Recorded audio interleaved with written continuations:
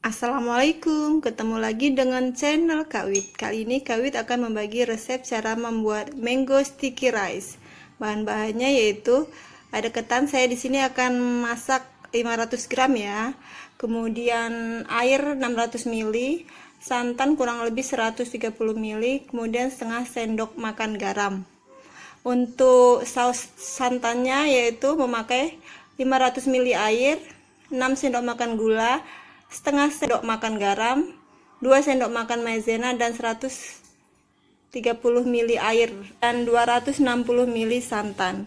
Kita akan masak dulu ketannya ya, kita cuci. Saya aron, tidak memakai magicom ya. Ketannya setelah dicuci kita aron dulu ya. Ini saya menggunakan ketan Thailand. Kita beri air sekitar 600 ml ya. Setengah sendok. Masukkan santannya, kita tutup lagi. Kita aduk terus ya aja sampai dia kering di bawahnya, sampai airnya habis, baru kita taruh di kukusan. Kemudian kita tuangkan ke kukusan ya.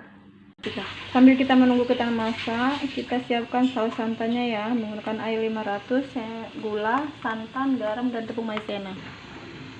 Ini sambil kita lihat ya kekentalannya. Kalau punya kakak-kakak kurang kental, tinggal ditambah lagi tepung maizenanya. Ini saya rasa punya saya sudah cukup dan sudah mendidih beberapa kali. Tinggal kita matikan. Ini sudah matang ya. Udah kita kasih ketan, kemudian kita kasih mangga dan sausnya.